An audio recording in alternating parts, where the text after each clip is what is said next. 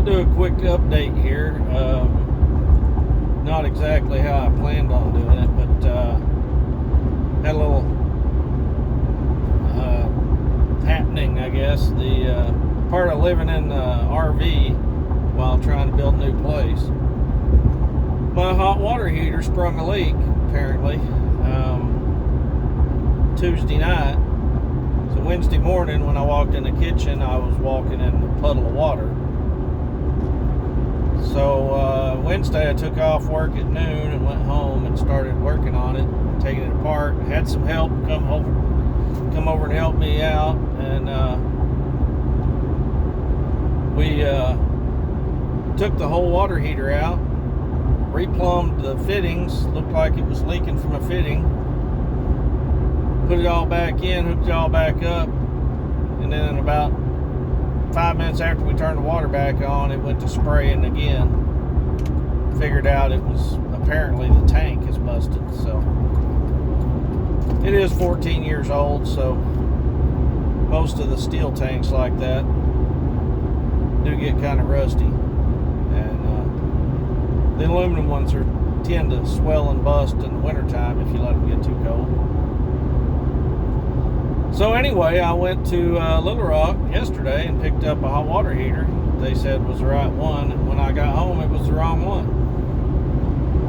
I should have been better about measuring and everything before I went and got it, but I didn't. I just told them what I needed, and I went down there and got it, and they gave me one that's supposed to replace.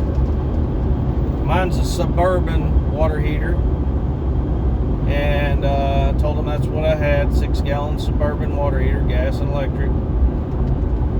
And they said they had one, so I went down there, and the one they gave me is a Suburban 6-gallon electric and gas water heater, but it's designed to fit in the space of a Dometic or a Atwood,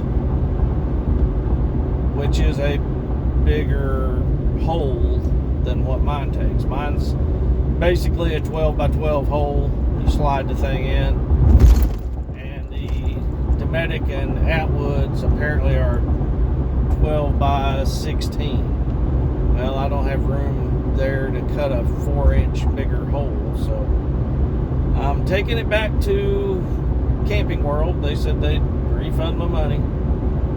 It's just a little over an hour drive, so an hour drive down there, an hour drive back, some time in between.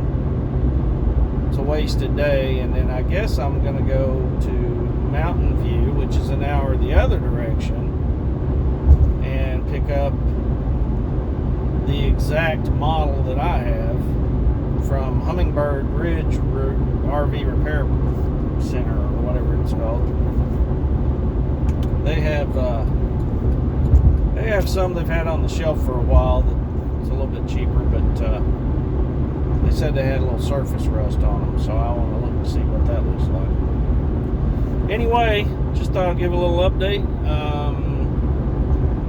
Should be working on my property, but I kind of need to be able to live in my camper, so here we go.